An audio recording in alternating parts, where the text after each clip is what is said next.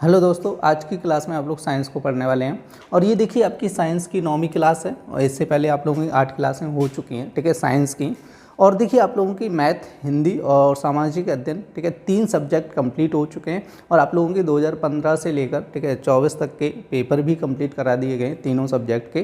जो लोग पहली बार चैनल पे आए हैं और पहली बार क्लास देख रहे हैं तो आप लोग देखिए ये 3 सब्जेक्ट भी कंप्लीट कर सकते हैं। तो देखिए आज की क्लास को स्टार्ट करने से पहले जिन लोगों ने अभी तक चैनल को सब्सक्राइब नहीं किया, कृपया आप लोग चैनल को सब्सक्राइब कर लें और देखिए ज़्यादा से ज़्यादा शेयर कीजिए जिससे कि ज़्यादा से ज़्यादा लोग जुड़ सकें। तो देखते हैं आज की क्लास का फर्स्ट क्वेश्चन। देखिए बच्चों, आज की क्लास का फर्स्ट क्वेश्चन कह रहे हैं कि Fe2O3 में कह रहे हैं लोहे की संयोजकता कितनी है। तो देखिए सबसे पहले आप लोगों को ध्यान रखना है कि संयोजकता कैसे ज्ञात की जाती है और ये आप लोगों को बता चुका हूँ, ठीक है।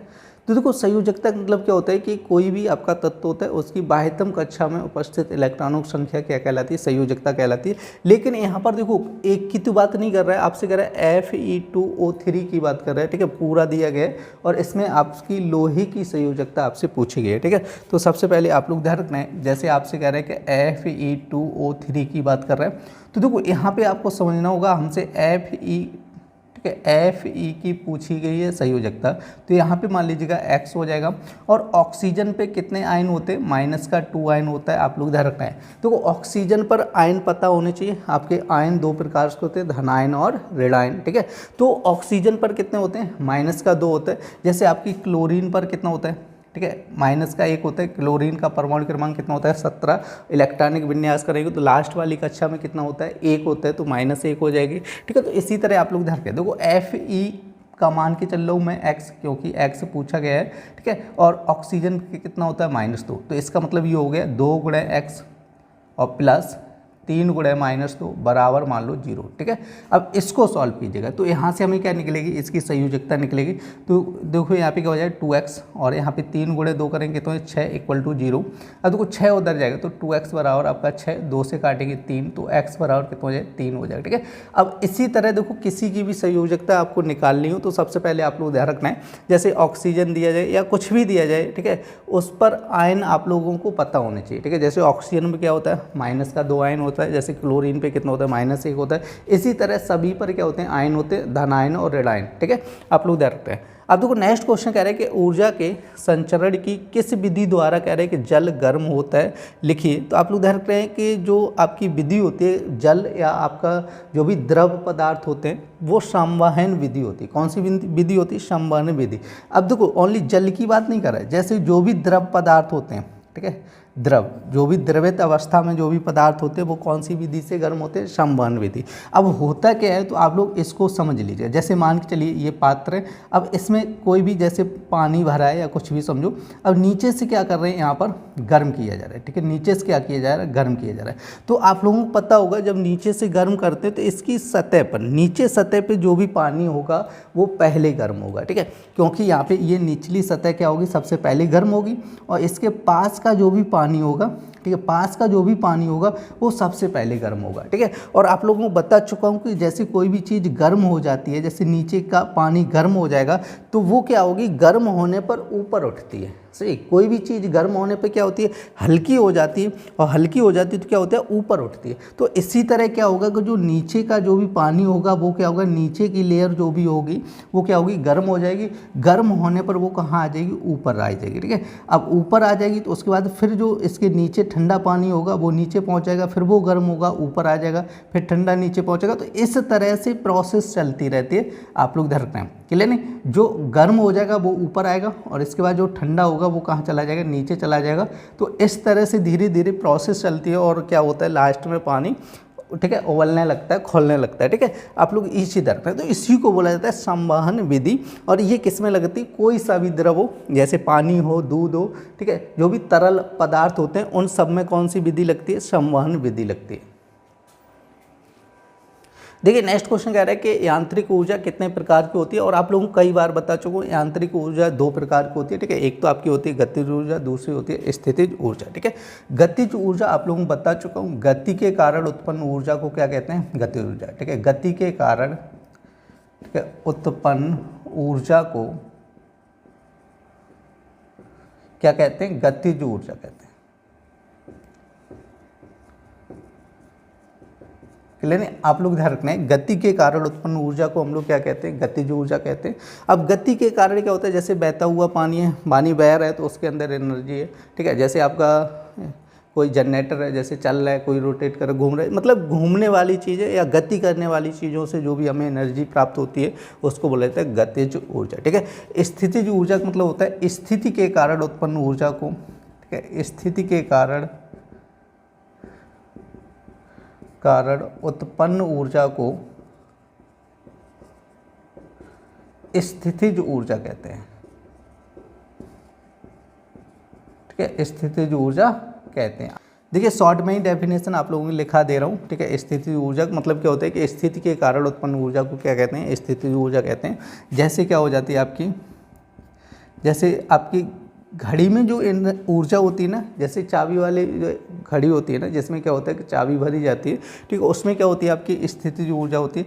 जैसे बांध बना के पानी रोक लिया जाता है, जैसे स्प्रिंग में क्या होती है आपकी स्थितिज ऊर्जा होती है, ठीक है। तो ये चीज़ें होती है, जैसे बांध बना के क्या किया, पानी रोक लिया, तो उसमें क्या है, स्थितिज ऊर्जा है। जैसे स्प्रिंग में कौन सी ऊर्जा होती है, स्थितिज ऊर्जा होती है। जैसे आपकी घड़ी होती है ना, घड़ी में क्या होती है आपकी, पहले चलती थी चाबी वाली सी, अब तो सेल वाली चल रही है, तो चाबी भरनी पड़ती थी, ठीक है। तो उसमें भी क्या होती है, स्थितिज ऊर्जा होती है, ठीक है। आप लोग ध्यान रखना है कि गति के कारण उत्पन्न ऊर्जा को क्या कहते हैं, गतिज ऊर्जा कहते हैं, और स्थिति के कारण उत्पन्न ऊर्जा को स्थितिज ऊर्जा कहते हैं, ठीक है। तो यांत्रिक ऊर्जा दो प्रकार की होती है, आप लोग ध्यान रखना है। देखो नेक्स्ट क्वेश्चन कह रहे हैं कि मेंडलीव की मूल आवर्त सारणी में कह रहे हैं कि कितने आवर्त और कितने वर्ग हैं। तो आप लोग ध्यान रखना है, मेंडलीव की मूल आवर्त सारणी में कह रहे हैं 7 आवर्त हैं और 9 वर्ग हैं, ठीक है। देखिए बच्चों नेक्स्ट क्वेश्चन कह रहे हैं कि आकाशगंगा किसे कहते हैं। तो आप उदाहरण करें, आकाशगंगा असंख्य तारों का एक विशाल पुंज होता है, जिसमें कह रहा है कि अधिकांश तारे आंखों द्वारा दिखाई नहीं देते। मतलब आकाशगंगा क्या होता है कि तारों का एक समूह होता है, जिसी को हम लोग क्या बोलते हैं, आकाशगंगा बोलते हैं, ठीक है। और कह रहे हैं कि यूनानी भाषा में इसे गैलेक्सी भी कहा जाता है। और आप लोग ध्यान रखें कि आपसे पूछा जाए कि पृथ्वी की आकाशगंगा कौन सी है, तो आप लोगों को बताना है, अगर पृथ्वी की आकाशगंगा बोली जाए तो मिल्की वे, ठीक है, इसका नाम क्या है, मिल्की वे, ठीक है। या इसको दुग्ध मेखला भी बोला जाता है। क्या बोला जाता है, दुग्ध मेखला, क्लियर नहीं, जिसमें क्या होती है पृथ्वी, और पृथ्वी की आकाशगंगा कौन सी है, दुग्ध मेखला या मिल्की वे। देखिए नेक्स्ट क्वेश्चन कह रहे हैं सौर मंडल के ग्रहों के नाम बताइए। तो आप लोग देख रहे हैं कि यहाँ पे सौर परिवार आप लोग देख रहे हैं, तो सौर मंडल के जितने भी ग्रह हैं आप लोगों के सामने देखो फोटो में दिख रहे होंगे। तो सबसे पहले आपका हो जाएगा बुध ग्रह, सूर्य के सबसे नज़दीक हो जाएगा। उसके बाद क्या हो जाएगा आपका शुक्र, देखो तीसरे नंबर पर क्या है पृथ्वी। उसके बाद क्या हो जाएगा मंगल, फिर बृहस्पति हो जाएगा, ठीक है, बृहस्पति हो जाएगा। उसके बाद आपका शनि हो जाएगा, ठीक है। उसके बाद आपका यूरेनस हो जाता है, ठीक है। उसके बाद आपका हो जाएगा नेपच्यून, क्लियर नहीं। तो ये आप लोग ध्यान रखें, क्रम से लिखें, ठीक है। ये क्रम है आपका, सबसे पहले बुध, शुक्र, पृथ्वी, मंगल, बृहस्पति, शनि और यूरेनस या नेपच्यून बोला जाता है, ठीक है। आप लोग ध्यान रखें। और आप लोगों को बता चुका हूँ कि आपका, ठीक है, लाल ग्रह किसे कहते हैं, लाल ग्रह आप लोग ध्यान रखना है किसको बोला जाता है, मंगल को बोला जाता है। और सबसे बड़ा ग्रह पूछा जाए कौन सा हो जाएगा, सबसे बड़ा ग्रह, ठीक है, सबसे बड़ा ग्रह हो जाएगा बृहस्पति हो जाएगा, ठीक है। और आपसे पूछा है सबसे छोटा ग्रह, ठीक है, सबसे छोटा ग्रह, तो आप लोग ध्यान रखना है ये हो जाएगा आपका बुध ग्रह। सबसे चमकीला ग्रह, ठीक है, चमकीला ग्रह पूछा जाए तो वो आपका हो जाएगा शुक्र ग्रह हो जाएगा, ठीक है। आप लोग ध्यान रखना है। देखिए नेक्स्ट क्वेश्चन कह रहे हैं तारामंडल क्या है। तो आप लोग देख रखते हैं कि आकाश में कुछ तारे कह रहे हैं सुंदर आकृतियों के रूप में व्यवस्थित होते हैं। क्या होता है कि जैसे हम लोग नाइट में देखते हैं आकाश में, तो तारे क्या होते हैं, कुछ आकृतियां बनाते हैं, कह रहे हैं सुंदर आकृतियों के रूप में व्यवस्थित होते हैं। इन आकृतियों को हम लोग क्या कहते हैं, तारामंडल कहते हैं। जैसे आपने सुना होगा, जैसे सप्तऋषि, क्या होता है आपका, सप्तऋषि एक तारामंडल होता है, ठीक है। तो ऐसे करके बहुत से तारामंडल होते हैं, जैसे सप्तऋषि भी हो जाते हैं और बहुत सारे होते हैं। तो आप लोग ध्यान रखना है, इन्हीं को क्या बोला जाता है, जैसे जो भी आकृतियाँ आपको दिखाई देती हैं उन्हीं को क्या बोला जाता है, तारामंडल बोला जाता है। जो नेक्स्ट क्वेश्चन कह रहा है आपका आकाशगंगा में कह रहे हैं तारामंडलों के नाम बताओ। कह रहे हैं कि आकाशगंगा में जो तारामंडल हैं, ठीक है, तो उनके नाम पूछा गया। तो आपसे कह रहा है वृश्चिक, ठीक है, ओरियन और आपका सप्तऋषि और कृतिका, जैसे आप लोगों को अभी एक बताया था, ठीक है। ये जो सप्तऋषि है ये तारामंडल ही है। तो और नेक्स्ट क्वेश्चन में पूछ भी दिया गया है कि आकाशगंगा में तारामंडलों के नाम बताइए। तो आप लोग ध्यान रखना है, वृश्चिक, ओरियन, सप्तऋषि और कृतिका, ये क्या है आपके आकाशगंगा के तारामंडलों के नाम हैं। देखिए नेक्स्ट क्वेश्चन कह रहा है छाया क्या है। आप लोग देख रहे हैं कि छाया कह रहा है सतह पर एक अंधेरा क्षेत्र है, कह रहा है कि जहां प्रकाश स्रोत से आने वाला प्रकाश किसी वस्तु द्वारा अवरुद्ध होता है।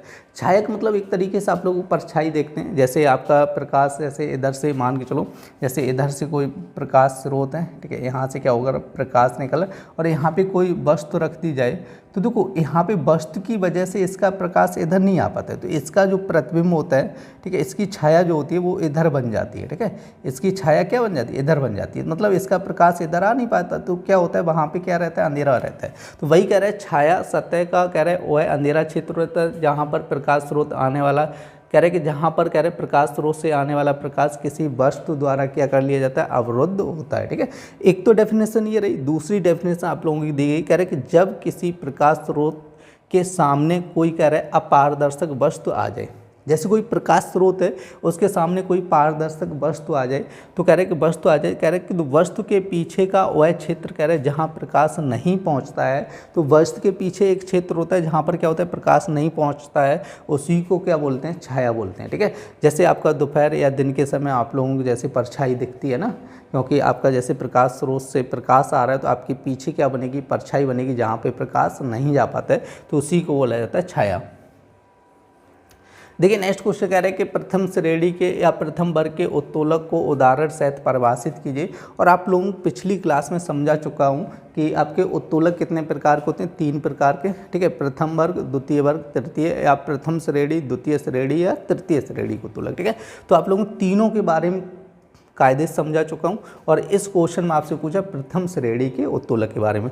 कह रहे कि जिसमें कह रहे भार और आयास के बीच में क्या होता है, आलम होता है, यहाँ पे होता है, ठीक है, आप लोग ध्यान रखना क्या होता है, आलम होता है, तो प्रथम श्रेणी के उत्तोलक कहलाते हैं। मतलब ये होता है जैसे आपका एक तरफ क्या होता है भार होता है और दूसरी तरफ क्या होता है आयास, आयास होगा, यहाँ पे आयाम नहीं होगा, आयास लिख लो। और कह रहे कि भार और आयास के बीच में क्या होता है आपका आलम होता है, भार और आयास के बीच में क्या होता है आलम होता है, तो उसी को क्या बोला जाता है, प्रथम श्रेणी का उत्तोलक बोला जाता है। और आप लोगों को बता चुका हूँ, देखो भार का मतलब होता है जहाँ पे वस्तु रखी जाती है, आयास का मतलब क्या होता है जहाँ पे हम लोग अपने हाथों से बल लगाते हैं, ठीक है। तो अब आपसे पूछ रहे थे, इसमें उदाहरण भी पूछ रहे थे ना, तो आप लोग ध्यान रखते हैं कि कैंची हो जाएगा, तराजू जैसे प्लास, शीशा झूला, कील उखाड़ने की मशीन, मतलब एक तरीके से कील उखाड़ने का जो हथौड़ा होता है ना वही हो जाएगा, ठीक है। तो ये सारे के सारे क्या है, प्रथम श्रेणी के उत्तोलक के उदाहरण है। देखिए नेक्स्ट क्वेश्चन कह रहे हैं कि वसा को कितने समूह में बांटा गया है, तो आप लोग देख रहे हैं वसा को 3 समूह में बांटा गया है। जैसे आपका फर्स्ट कह रहा है संतृप्त वसा, ठीक है, नेक्स्ट कह रहा है असंतृप्त वसा, और आपका थर्ड कह रहा है कि वह असंतृप्त वसा, ठीक है।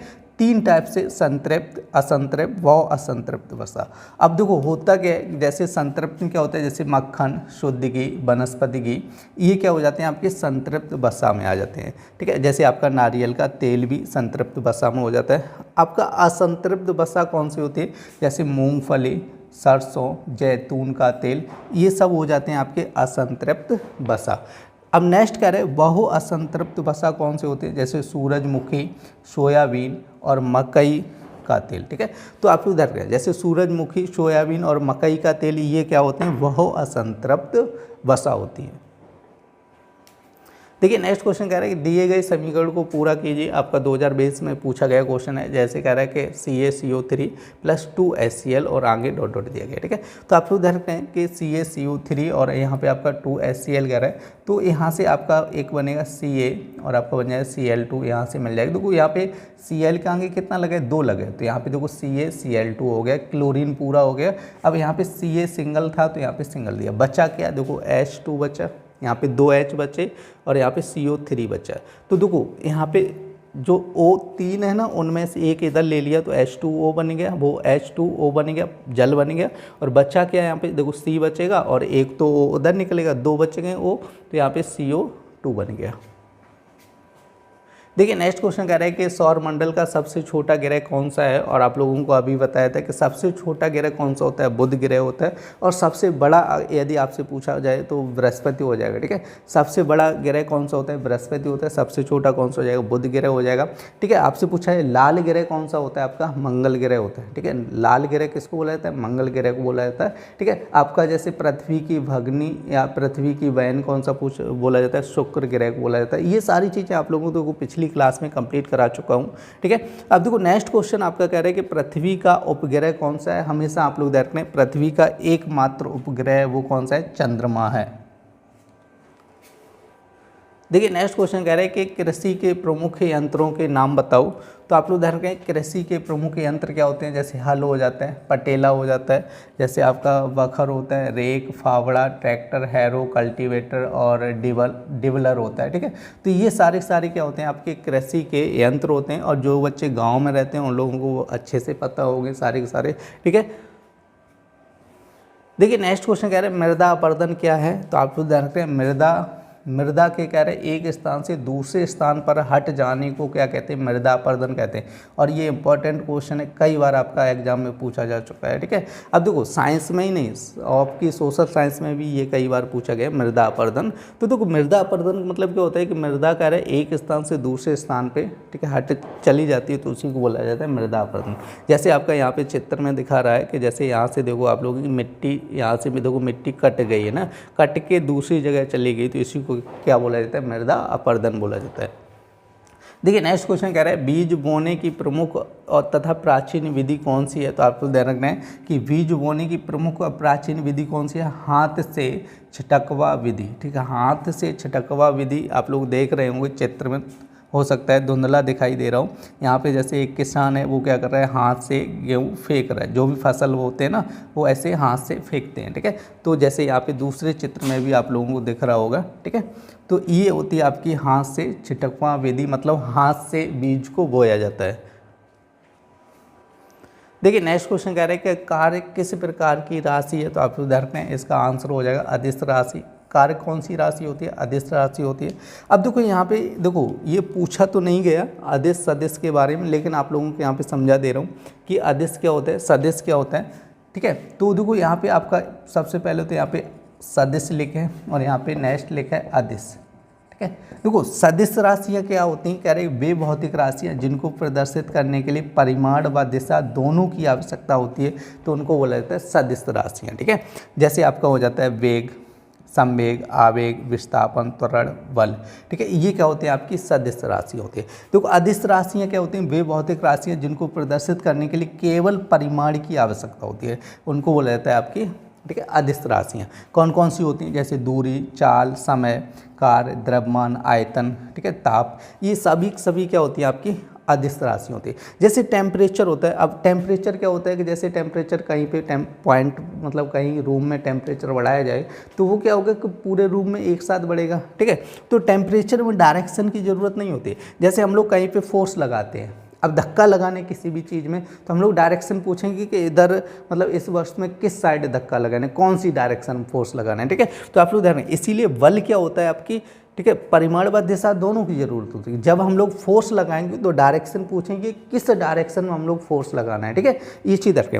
लेकिन जब टेम्परेचर की बात आएगी तो टेम्परेचर में कोई भी डायरेक्शन नहीं होती है। ठीक है, आप लोग रखते हैं क्लियर, जैसे वेग, संवेग, आवेग, विस्थापन। ठीक है, तो ये सब क्या है आपकी, ठीक है, सदिश राशियाँ। विस्थापन मतलब क्या होता है, जैसे कोई वस्तु है, अब यहाँ पर रखिए, अब इसको खिसका के इधर ले जाना है। अब इसको खिसकाएंगे तो इसमें फोर्स लगाएंगे, अगर फोर्स लगाएंगे तो हम लोग डायरेक्शन तो उसमें चाहिए, दिशा चाहिए, मतलब किस डायरेक्शन में हम लोग फोर्स लगाएंगे।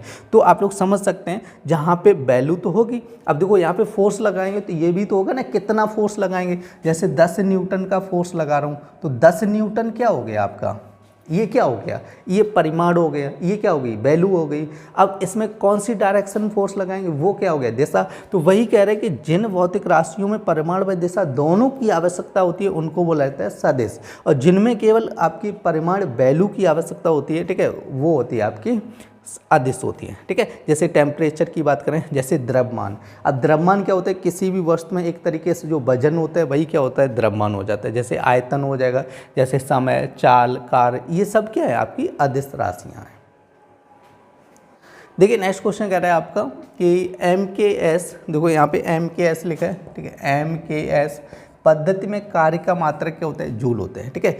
MKS पद्धति में कार्य का मात्रक क्या होता है, जूल होता है। अब नेक्स्ट क्वेश्चन कह रहा है कि सूर्य ग्रहण कैसे होता है, तो आप लोग ध्यान रखें कि जब सूर्य और पृथ्वी के बीच में चंद्रमा आ जाता है तो इसे क्या कहते हैं, सूर्य ग्रहण कहते हैं। सीधी सी बात है, जब सूर्य और पृथ्वी के बीच में क्या आ जाए, चंद्रमा आ जाए, तो इसको क्या बोला जाता है, सूर्य ग्रहण बोला जाता है। और सूर्य ग्रहण कह रहा है कब होता है, अमावस्या के दिन होता है।